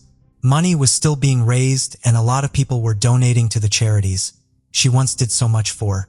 Diego Hernandez pleaded not guilty, and the now 24-year-old's trial began in March of 2021. He was maintaining his innocence and still claiming the pair were in a secret relationship, something which angered her family and friends, as they said this was simply not true. In opening statements, Diego's defense attorney suggested that Lori's abandoned car may have been disturbed or contaminated before being searched by law enforcement, which meant the evidence in it had to be questioned. And she mentioned that methadone was found in her system, something she did not have a prescription for. They put forward this to suggest if she was using methadone and not telling anyone, she could easily have been hiding a relationship with Diego, a theory the prosecution found ridiculous and nonsensical. The prosecution had a strong case and asked for DNA and forensic experts to testify. They said the DNA found in Lori's car, on her clothes and under her fingernails had a 1 in 60 octillion chance of matching someone other than Diego. An octillion is 1 followed by 27 zeros. They also confirmed that the trousers found in his home had been bleached just a few hours after Lori had died. They presented the phone data too, which also gave a clear timeline of which Diego was at the center. After several days, both sides rested their cases, and just 2 hours into their deliberations, the jury returned their verdict. Diego Hernandez was found guilty. Before he was sentenced, he asked to take the stand himself. Things then took a sharp turn that nobody was expecting. The man who had been denying anything violent had happened for well over a year sat down and said, "I did it. I killed Lori." The room was stunned. The judge said he had never seen this happen in his 4 decades in a courtroom. That day, Diego Hernandez was sentenced to life in prison with a minimum of 35 years to serve before he could be considered for parole. There is no indication whether or not he has made plans to appeal. Lori Bray's case deeply affected many people, those that knew her well and those that had never met her before. The community felt a collective sense of loss, and one resident said it really changed a lot about the closeness and safeness everybody had always felt. They had all lost a really special person. Kathy said of Lori, "There's nothing she wouldn't do for anybody, even if it caused a hardship on her. She was just a very tender, loving soul. No matter what anybody did, she saw the good in everybody." Cape Lafern is a small, beautiful and picturesque village near Folkestone, Kent in the southeast of England. Surrounded by stunning natural beauty, sweeping landscapes, sea views and filled with friendly locals, it really is an idyllic place to live. People travel there for a quiet slice of country and seaside living, taking in all that it has to offer. Described by those that live there as safe and with a strong sense of community, everybody really does know everybody and looks out for and after each other. One spring night in April 2013, this little community would be left rocked by one of the most brutal murders that Kent has ever seen. Just 10 minutes away from Cape Loof and lies Aycliffe, home to 30-year-old Michael Kerr, who lived there with his family. Life hadn't always been easy for Michael. When he was born, the birthing process had been very quick and doctors described him as a really poorly baby, giving him just a 30% chance of surviving the night. But despite the odds being stacked against him, he did. Doctors told his parents, Patricia and Jim, that Michael would likely never be able to walk. But on his third birthday, he stood up and ran across the room. Doctors said he would never be able to ride a bike. So Patricia went out and bought him one, and before long he was out on his bike all the time and there was no stopping him, showing once again that he could defy people's expectations. He attended harbor school in Dover, and when he was 6 years old, Michael was diagnosed with Fragile X syndrome, a genetic condition that can cause a variety of developmental delays. But just 3 years later, when he was 9, doctors dismissed this diagnosis. His mother would later say that she was certain Michael had cerebral palsy. He never let anything hold him back, and he soon grew up into a happy and funny little boy who was always full of life. Patricia said that he had a cheeky grin and a mischievous personality. He had a slight stammer when he spoke and struggled with hand-eye coordination, but none of it stopped him from pursuing his passions, one of which was music. Michael had big dreams and wanted to make it as a DJ. He loved nothing more than DJing for the clubs and pubs in the local area, playing a huge range of music that reflected his diverse tastes. After passing his driving test, Michael's love of cars and driving grew too, and he was over the moon to buy his first car, a Renault Clio, a motor he adored. He would often drive into Dover and offer folks rides home for petrol money when the pubs had taken their last orders. He was always looking to help and make sure people got home safe, especially the young female pub and club goers. This kind-hearted and giving nature made him extremely popular and well-loved amongst the locals and the wider community. But his mother Patricia said that some would take advantage of his helpfulness and good nature, such as with him giving them lifts and money. And she also said that he didn't see the bad in people. Wednesday, April 10, 2013, Satmar Lane is a quiet and secluded country lane in Cape Lefune. It's surrounded by fields and ponds and has an embankment running along each side. It was here that a disturbing discovery was made. Patricia said that she had woken that morning feeling sick and anxious, nervous that something bad was going to happen. Then came the knock at the door that every parent dreads. She opened the door to a woman who asked if she was Michael Kerr's mother. She said that she was. The officer simply replied, "I'm sorry." Michael Kerr's body had been found at the end of Satmar Lane, a few yards away from his Renault Clio, that had been wedged up against the embankment. There were major wounds across his body and neck, and it was clear to the officers that they were dealing with a sadistic murder. It appeared that there had been an attempt to move his body, which was surrounded by a pool of blood, and there was also significant blood splatter in his car. His cousin Linda was away with the family in a little holiday village, and Michael was due to head down and join them. She then began receiving numerous calls and messages.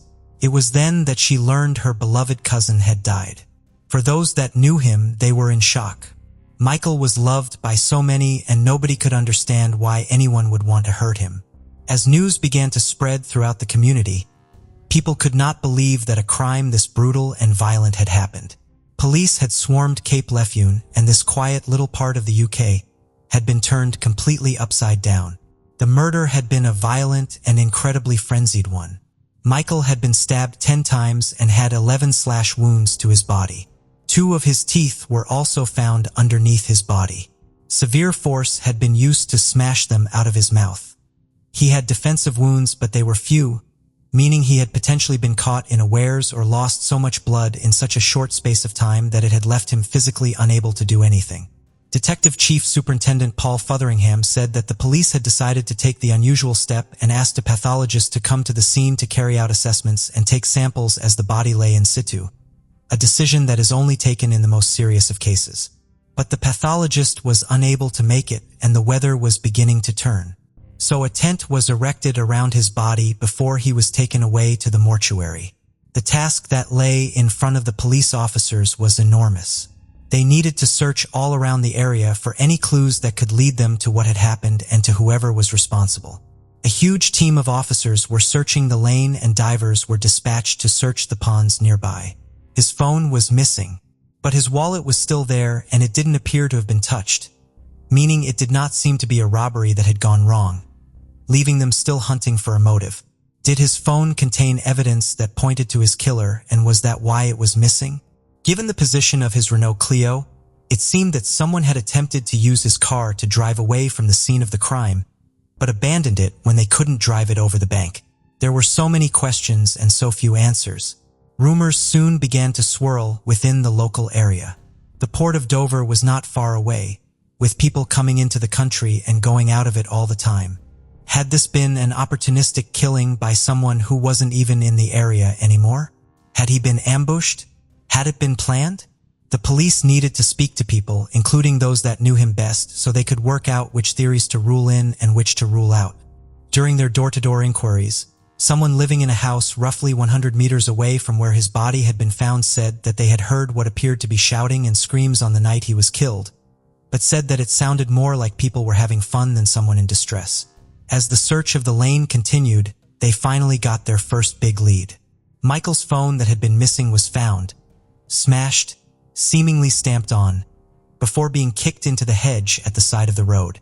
It was quickly sent off to see if any clues could be gathered from it. They also needed to find the murder weapon. Whilst nothing was found in the search of the ponds or along the sides of the road, a search of the drains on the main road that Sat Marlene led off would be a different story. 2 knives were found, thrown down one of the drains. Did more than one weapon mean there was more than one killer? Several days after Michael's death, a memorial was held for him, with people turning out in droves to pay their respects. One of Michael's friends said it looked like all of Dover had turned up. Patricia was incredibly touched that so many had come together to honor her son and his memory. It was clear that he had meant so much to so many people and had highlighted just how loved and respected he was by those in his community. As the investigation into Michael Kerr's murder continued, there would be another huge breakthrough. Someone had called the police and asked that officers be sent to Clarendon Street in Dover as their friends had just confided in them with a shocking story. 5 people were arrested on suspicion of murder. They were all young adults in their 20s who lived together on Clarendon Street. All of them were taken to the station to be questioned and interviewed. 3 of them men aged 20, 22, and 27 would later be released without charge. The remaining 2 were not. 22-year-old Alicia Davis and 21-year-old Charlotte Carlson were kept in custody. Alicia Davis had been an air cadet and was originally from Aylsham. She had met Charlotte Carlson in the busy nightlife of Dover. The pair had moved in together 6 months before and lived on Clarendon Street. They were described as being well known within the local area and had reputations for drinking heavily. Charlotte explained to the interviewing officers that she had known Michael for roughly a year and that he had given her lifts home and also ferried her to the supermarket. Alicia had been introduced to him just a few weeks before his death. Michael's cousin Linda said she had seen them in his car and had also witnessed him going into a shop to purchase alcohol for them. During their interviews, they said that they had both met with him twice on the day he had been killed. They said that at around 8 in the evening, he had picked up Alicia and driven her to Sat Marlene where they stayed for a while, before he purchased alcohol and drove her back to Clarendon Street. They said that they had stayed home and drank, and Michael had then come back at around midnight. They said he had picked them both up, with Alicia in the passenger seat, and Charlotte sat in the back, and he had driven once again to Sat Marlene. Alicia then made a startling accusation. She said that Michael had raped and attacked her. She said in a bid to protect herself she had put her hands down the side of the car seat, where she found a knife and proceeded to stab him in self-defense. Charlotte said she had been asleep in the back and had woken up to Alicia stabbing him, adding that she had been unable to get out of the car as it had no doors for the back seats. She said that the pair had then attempted to move Michael's body and then drive away in his Renault, but the car had stalled, so they left it on Sat Marlene, proceeded to walk home, leaving Michael lying on his own, bleeding to death. The police needed to ascertain if their stories checked out and if the argument of self-defense was a plausible one. What was unusual was that the pair had no history of violence and had never had any run-ins with the law, so for them to be responsible for such a violent crime was shocking. The officer spoke to locals to try and gather CCTV footage, and Michael's car was caught driving past in the early morning hours, and mobile phone data analysis also confirmed this timeline. Mobile phone data also showed something that caught the eye of the police. Text messages had been sent between Alicia and Charlotte as the car had arrived in the village. The messages had been deleted. Charlotte said, "Start now." Alicia replied saying, "You're gonna have to do it first." Charlotte's last message read, "Shut up and hurry. Let's party." These messages were sent within 3 minutes of his Renault being caught on CCTV. This revelation blew huge holes in what Charlotte had said, that she had been asleep in the back and had no idea what was going on when she woke up. The knives that had been found also raised more questions with their story. When the house on Clarendon Street had been searched, there were 2 knife sets there. Both knives found in the drain were missing from said sets. The argument that the knife had been found down the side of the car seat and that she had killed him to stop him attacking her made no sense. It showed that the knives had been taken from the house they had lived in, and this coupled with the text messages showed that this had been a pre-planned and thought-out attack. The evidence against them continued to mount. A fire had been set in the back garden of the house on Clarendon Street, and items of clothing had been burned, including Charlotte's favorite gray hoodie that had blood on it. When the other residents of the house came home, they said they had been putting clothes into the washing machine which matched the clothes they had been wearing before the attempt to set them on fire was made. With all of the evidence stacking up against them, 22-year-old Alicia Davis and 21-year-old Charlotte Coulson were charged with the murder of Michael Kerr. Charlotte entered a plea of not guilty. Alicia didn't appear in court due to illness, but would also plead not guilty, and they were remanded in custody to await trial, where they would be tried together. Due to the severity and seriousness of the case, it was sent to the Old Bailey Courthouse in London for trial in December 2013. Judge Paul Worsley would preside. Before the judge and jury came into the courtroom, the pair would sit and laugh, seemingly unbothered by the seriousness of the situation. But when in the presence of both judge and jury, they would then sit with their heads down and not look up. They continued their story of self-defense. His cousin Linda said the accusation they had made showed how evil they were. This was a crime they had planned, and had then attempted to besmirch Michael's name to cover it up. The prosecution needed to knock holes in their defense, and Alicia's version of events needed to be shown to be false. The police and prosecution had Michael's beloved Renault Clio driven to the Old Bailey, where it was parked in the rear yard. The judge and jury were then invited to look at it. The car itself was very small, showing that her allegation of him undressing himself and taking her clothes off too before attacking her in such a tiny space made no sense. Prosecutor Sarah Woodhouse said, "There was never any rape, but they put their heads together and concocted a vicious story about Michael Kerr in order to exonerate themselves." Text messages from Charlotte's phone showed that she had messaged Michael's phone after he had been murdered, asking why they hadn't heard from him and why he had failed to pick them up when he said he would. Something Detective Chief Superintendent Paul Fotheringham said was a clear and deliberate attempt to both cover their tracks and misguide the police, allowing them to say that they hadn't seen him. Alicia had also messaged him saying, "I feel so sick. I love you." Charlotte's last message to him was sent to his phone at 5:47 a.m., and she told him she was unable to fall asleep, but Charlotte continued to maintain that she hadn't been involved. The 2 knives that were found would bring her defense into serious doubt. The injuries were all across his body, suggesting it had not been the work of one person. The judge agreed that Charlotte had been involved, and that she had been the one to cause the injuries to his neck, by grabbing his hair and chin from behind and cutting his throat several times. The knife wound that Alicia admitted to making showed that she had actually repositioned the knife after stabbing him to ensure that the stab wound would pierce his heart. Michael would not have stood a chance against them. Alicia's defense lawyer Paul Bogan said that she was currently being treated into psychiatric care and that she had suffered abuse at the hands of her father as a child. He did say, however, that she had committed a sustained, unrelenting, and particularly violent attack. Michael's heartbroken parents Jim and Patricia sat and quietly wiped away tears as the horrible details of what had happened to their son were laid bare. More would also come out about why they had met with him. He had been texting them frequently on the 9th of April and had been in regular contact with them in the hours before he died. Would say she had actually had sex with Michael for money and that Charlotte had been the one to organize it, as they needed 20 pounds for alcohol.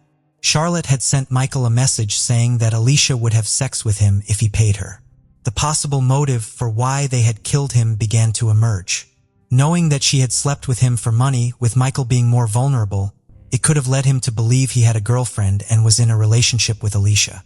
Detective Chief Superintendent Paul Fotheringham said that rather than explain to him that that was not what it was, they decided to kill him.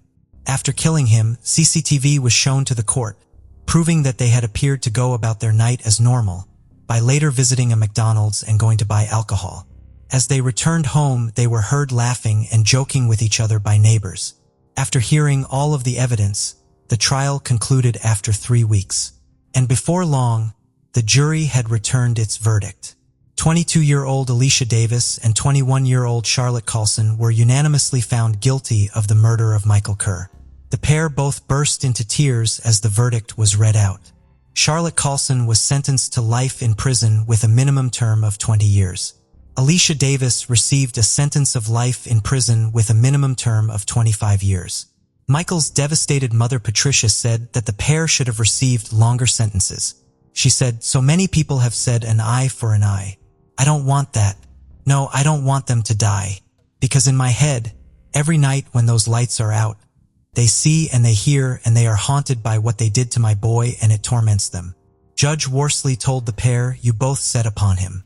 He was an easy victim. He inflicted no injuries on either of you and had defense wounds from trying to protect himself from the repeated slashing and stabbing. Rather than remorse or shock, you have felt some perverse pleasure in watching him die and were heard laughing as you traveled home along the road. Neither of you have shown any remorse. Your only desire is to save your own skins." He added he totally rejected the claim of rape and said that they had lied continuously to the police. His family said in a statement, "Michael was the innocent victim of a ruthless and brutal, unprovoked attack which has resulted in him being taken from his family and friends. The pain we have experienced and are still suffering from cannot be expressed in words. Today's verdict, whilst not bringing him back, has provided us with some comfort, knowing that those responsible for his death will serve a number of years in prison. However, no sentence can ever come close to the pain that Michael has endured. Michael Kerr was a loving, kind and gentle man who was always looking to help people in need, people he didn't even know. He had gone through so much but always looked on the bright side of life and brought joy to those around him. His death left a void that will never be filled for so many people, but they will forever carry with them the memories he created and the love that he gave." 25-year-old Benny Lynn Aquino was originally from the Philippines. She was incredibly popular, down to earth and much loved, with her sister Shella saying she didn't know anybody who disliked her. Benny Lynn had been keen to pursue her education and Shella had worked to support her while she went to school, as did their father Benedicto. The family came together to help her and ensure that she graduated. She was described as intelligent, kind, beautiful, and dependable. She cared deeply for her family and her brother said she would protect him from bullies. In 2015, she met a British man called Lexington Burke on a dating website. Her romance blossomed and after going out to the Philippines, the pair were married in a big wedding in Samar on the 28th of July, 2018. 1 month later, on the 19th of August, they welcomed their first child, a little girl called Jellica. On Jellica's first birthday, the family would relocate to the United Kingdom. It was the first time Benny Lynn had left the Philippines, and she was hopeful that there would be a bright future ahead of her in the UK. She worked hard in the UK and sent money back to her family in the Philippines to support them. Sadly, by the end of 2020, the marriage had started to fall apart and Benny Lim moved into emergency accommodation, a first-floor flat in Kingswood, 3 miles outside of Bristol. She made friends in her sheltered accommodation, like the Mums and Bath group who helped her by giving her food and other goods. Members of the group would visit her, as would her friends in Bristol, with people keen to show and give her as much support and love as possible. Even though their marriage had broken down, the couple had agreed to custody arrangements for Jellica. Towards the end of February 2021, Lexington had made several attempts to contact Benny Lynn, but he got no response. She wasn't replying to his text messages or answering his calls. He had posted a note through her letterbox, but this too had gone unanswered. The social work department had also contacted him to see if he had heard from her, as they had been unable to reach her and she had missed an appointment. This was totally out of character, and as he reached a point of extreme concern, he contacted the police, and Benny Lynn, Jellica, and another child who was 7 years old were reported missing on the 1st of March. It's important to note here that information on this case refers to this 7-year-old girl, but other news sources would later state that this was Benny Lynn's eldest daughter. No name or information has been given, as she cannot be legally identified and all steps must be taken to protect her identity. She will be referred to throughout this episode as Jane Doe. Avon and Somerset police launched an investigation and quickly uncovered a lead. A car had been traced driving into Gloucestershire around the time they had last been seen, before being driven back up north and over the border into Scotland. The driver was seen on CCTV filling up his car in a petrol station. The investigators reached out to the Scottish police for their assistance in finding the vehicle. The car was registered to a man called Andrew Innes, who had traveled down from Dundee to pick them up. Despite the time zone difference between the Philippines and the United Kingdom, Shella and Benny Lynn always found time to talk to each other and were in regular contact. Before the three of them had gone missing, on Thursday the 18th of February, Benny Lynn had been talking to her sister on a video call. Benny Lynn was in Andrew's car and they were all driving up to Scotland. Shella asked if she could see him, and Benny Lynn flipped the camera around and showed the man driving the car. There were no overnight bags. It was clear that this was not meant to be a long trip. A couple of days after she had arrived in Scotland, Sheller had become concerned as Benny Lynn was no longer replying to her messages. On Saturday, the 20th of February, she sent Andrew 2 messages knowing that Benny Lynn was with him. "Hi, hello, sir. What happened to my sister?" The following day, she received a reply. "It's a little bit long story, but don't worry. She's perfectly fine." Sheller messaged back, "What happened to my sister, sir? Please tell me." Andrew responded, "I met her on a dating website and we chatted for a long time. Then I went down to visit her." "Where is she now?" Sheller asked. "She's in Glasgow. She didn't tell me her whole story before. I only found out last weekend. I thought she was divorced already, but it seems she wasn't 100% honest with me about that." He said he had dropped them at a cafe in Glasgow with another man she had met online, someone that he didn't know. He said that Benny Lynn had wanted to hide away at his property, as Lexington wanted custody of Jellica and wanted Benny Lynn thrown out of the country. He told Sheller that Benny Lynn was safe and that he had advised her to discard her phone if she wanted to get away from the authorities. Sheller begged to speak with Benny Lynn. He replied, "I expect she will get in touch with you once she gets settled down." Several more messages went back and forth. Sheller said, "Sir, can you tell me my sister is alive?" Andrew replied, "Scotland is a very peaceful country. We don't have much crime at all. Please try not to worry. I'm sure your sister is perfectly safe." For days later, Shella had reached out to him again. He told her that the other gentleman from the cafe had messaged him to say they were settling into their new routine very well, adding, "Andrew said he wished to draw a line under this and said that he would wipe his technology, not just to protect myself but also to protect her, so the police can't find her if they search my house." Shella had asked him to send a video of Benny Lynn to prove that she was safe, and he sent her one. She said, "I hope we can chat again, sir." He messaged back, "Maybe one day we can, once the dust has all settled." The video he had sent of her to Shella was an old one. At 3:20 p.m. on the 5th of March, police officers were dispatched to 21 Truane Avenue. This was the address the car had been registered to, home to 50-year-old Andrew Innes. The car was parked outside, and there was also a skip containing various items, including mattresses and debris.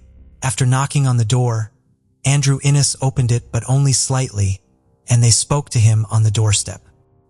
He refused to allow the officers into his house, saying that he was self-isolating and his daughter had just come out of the bath and needed to put some clothes on. The officers saw Jane Doe, who was fully clothed, inside the house through a crack in the door.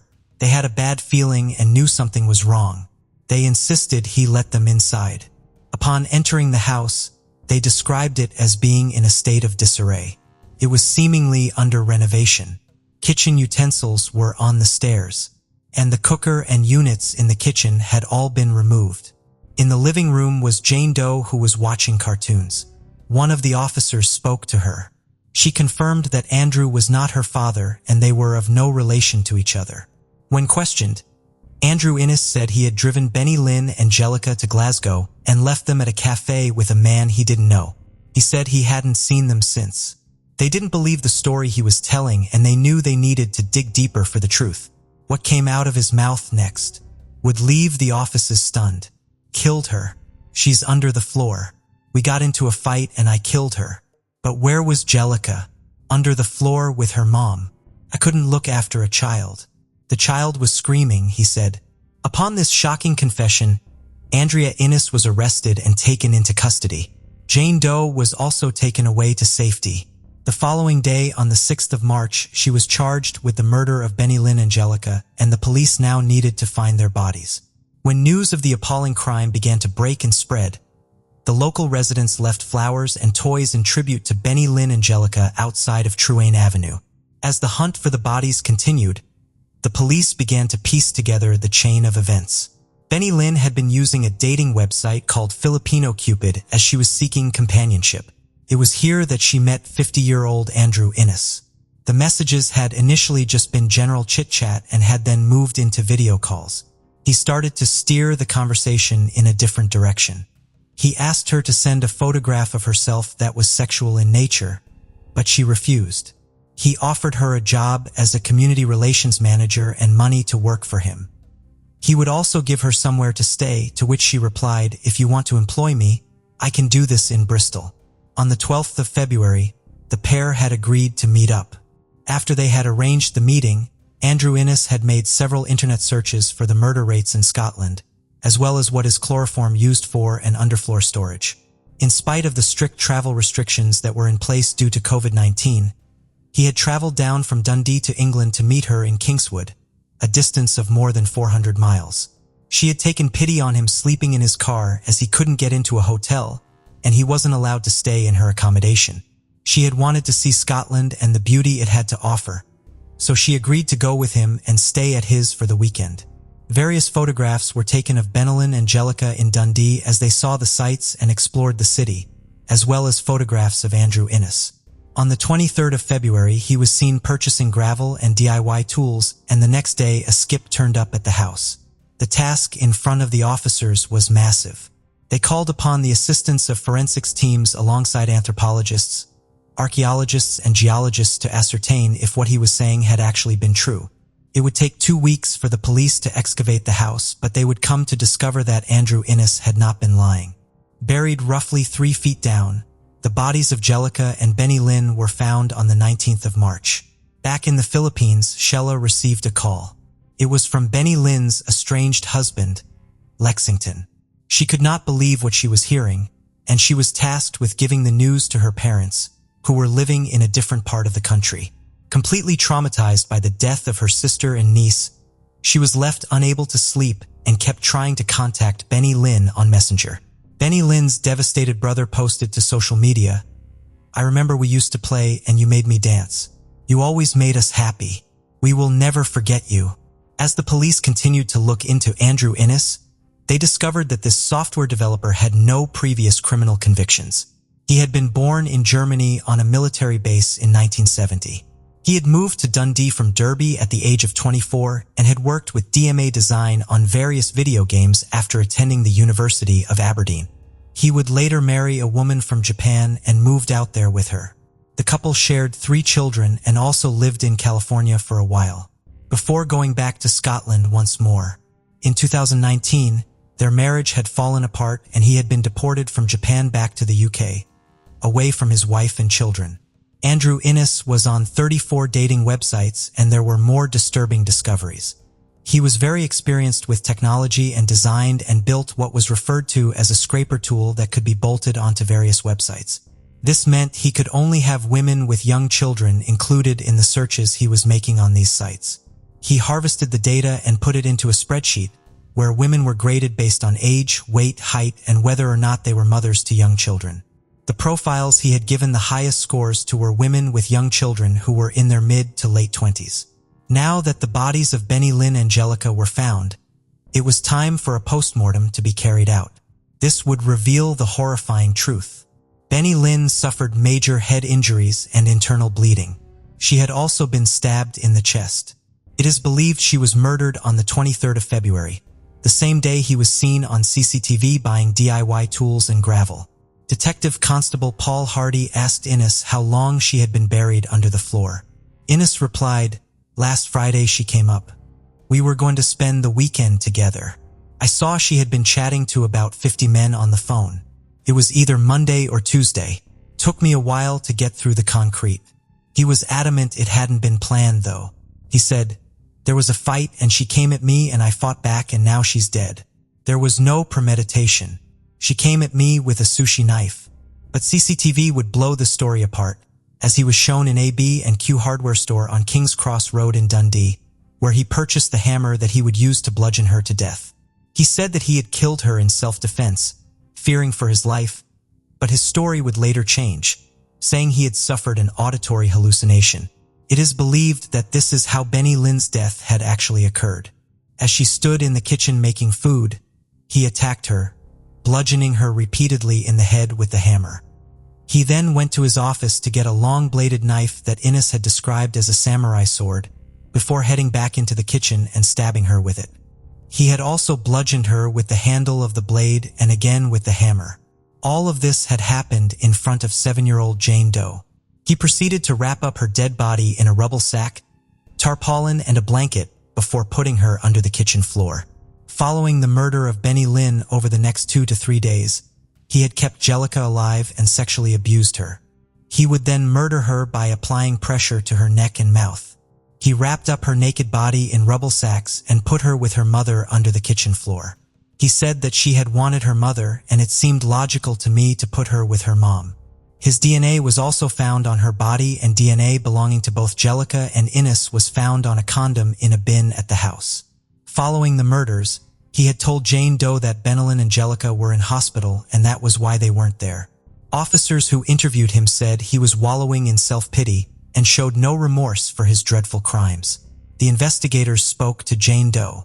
She explained that Andrew Innes had what she called a heavy hammer and that he had put it in Benny Lynn's head. She said, "I tried to call the police. I couldn't speak."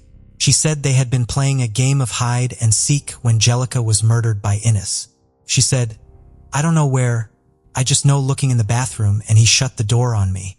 Andrew shut the door at me, so it must be in the bathroom. I should have saved them, but I couldn't because I didn't know what was happening." During her time at the house, she was subjected to an appalling series of rape and sexual assaults. She said that after the assaults, where she would be handcuffed and gagged, he would give her money, on one occasion giving her £2.10. She described being held captive by him. Andrew denied the allegations of sexual abuse against Jane Doe when he had been arrested, and during an interview on the 5th of March she said, "DNA evidence was found on clothing and handcuffs. Jane Doe had also tested positive for chlamydia. Andrew Innes had chlamydia." Andrew Innes' trial began at the High Court in Edinburgh on the 31st of January 2023, with Judge Lord Beckett presiding. Andrew admitted that he had killed Angelica and Benny Lynn, but denied murder and argued a defense of diminished responsibility. He had also denied charges of attempting to defeat the ends of justice and rape. On the 3rd day of his trial, he changed his story again. He now said that he had become what he called apocalyptically angry, after thinking that Benny Lynn resembled both his former partner and estranged wife. He said that from the neck down she looked like his estranged wife, and from the head up like the former partner. He said his former partner had left him in the most horrible way, dumping him through a text message, and that he thought of all the nasty things my wife had done to me and I got angry. The way she treated me, I was furious. I started to think some crazy things. I remember the blade going in once. She was lying on the floor and I was just hitting her until she stopped moving. In his testimony, he said that the killings had not been planned, saying if this was premeditated in any way, it would have been cleaner, adding that the hammer he had purchased was not a useful weapon. He said, It's ridiculous that I had returned with a hammer when I went out for petrol. Innes told the court that he was able to remember the initial strike and struggle that ensued in the kitchen before it moved out into the living room. He said it was an anger I have never experienced before in my entire life. When asked in his cross-examination what he had done with the bodies, he replied, "It was obvious that he had a deeply controlling nature when he admitted he had been seriously angry when his former wife had got a new haircut that he didn't approve of. He also said he had attempted to castrate himself with an electrical cord." There were moments when Innes would break down in the witness box and cry while speaking. A huge part of the trial focused on his state of mind. Psychiatrist Dr. Gordon Cowan, who specializes in forensic psychiatry, had met with Innes 8 times following his arrest and gave evidence on the 4th day of the trial. He explained that Innes' story had undergone multiple variations and changes, saying it had initially been self-defense, then he had been suffering with auditory hallucinations, and finally a combination of both. Dr. Cowan said he explained to the jury said he acted in self-defense from an attack. Then he spoke of an internal monologue with a voice of a kind of identity that was advising him to hurt the woman, and he was saying she's done nothing wrong. It's really difficult to know for sure the symptoms, if any, Mr. Innes has at this time. Innes had been diagnosed with Crohn's disease, a condition that would lead to him being hospitalized in February of 2021 at Ninewells Hospital on the outskirts of Dundee. He was prescribed steroids to help ease the symptoms. Defense lawyer Brian McConaughey asked Dr. Cowan if Innes could have been experiencing psychosis induced by steroid use, as Innes had said he was insane as a result of the steroids. He had been prescribed to take 40 milligrams a day, but the court heard he had taken an increased dose in the days before the murders. The fact that he had purchased the hammer from B and Q did not add up to this theory of psychosis. Dr. Cowan said that if someone was going through psychosis to the extent that they were going to commit murder, they would not be going about their day as usual with people not noticing. There's logic in his thought process, so I don't necessarily think it's indicative of somebody who is psychotic, he said. He emphasized that while it is a rare side effect of the medication, within the previous 12 months, no patient from NHS Tayside had experienced an episode of psychosis resulting from steroids, and majority of his colleagues had never seen it over the course of their entire careers. Dr. Cowan met Innes in September 2021 in prison, and Innes had spoken to members of his family and become aware of steroid-induced psychosis.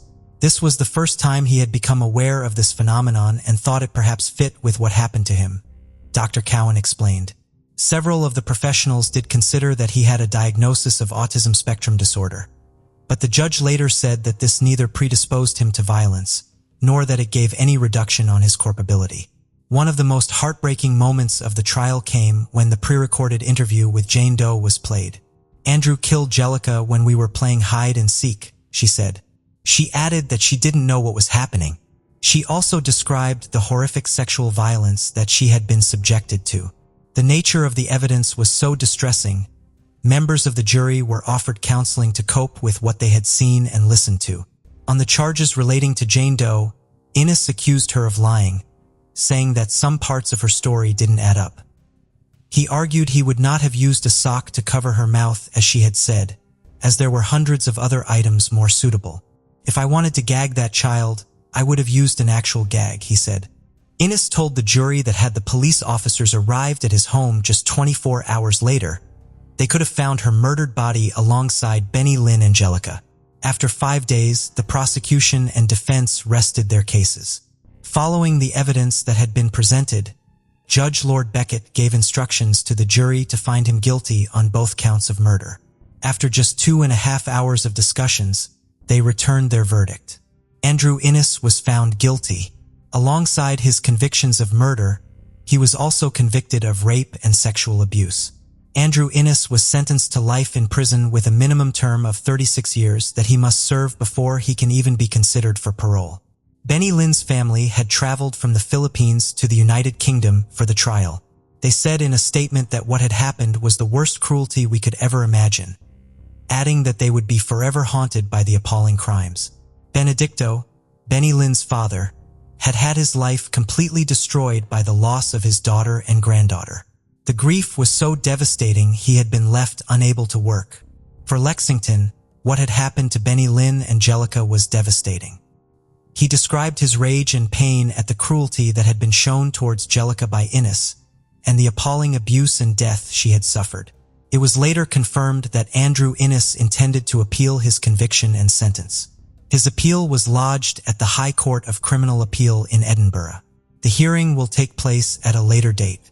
No application for him to be released on bail pending his appeal was made, and he remains in prison. Jim Gamble, CEO of the Unique Safeguarding Group, who had also formerly led the Child Exploitation and Online Protection Organization, would say that it would be unusual for an offender like Innes if he did not have any previous victims. I doubt they are his only victims. Some people won't realize how close they came to engaging with this awful person. We see that all the time. We see predators who target single mothers, not just to manipulate and coercively control them, but to gain access to young children. I think anyone that knows him, that knows of him, needs to reflect on what they know about him. I'm sure the police are doing exactly that. Police Scotland said they had contacted law enforcement in countries he was known to have gone to and had also collaborated with Interpol, but no other crimes had been uncovered. Benny Lynn's father said he cries every day and is struggling to come to terms with what happened.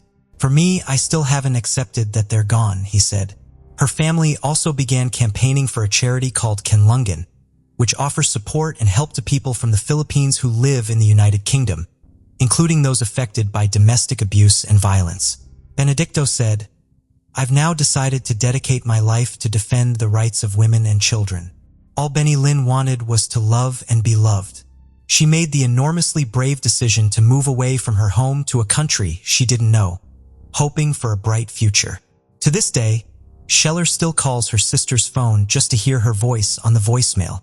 She said that she will never forget either Benny Lynn or Jellica because they will be with her wherever she goes, adding, "I will always be with them."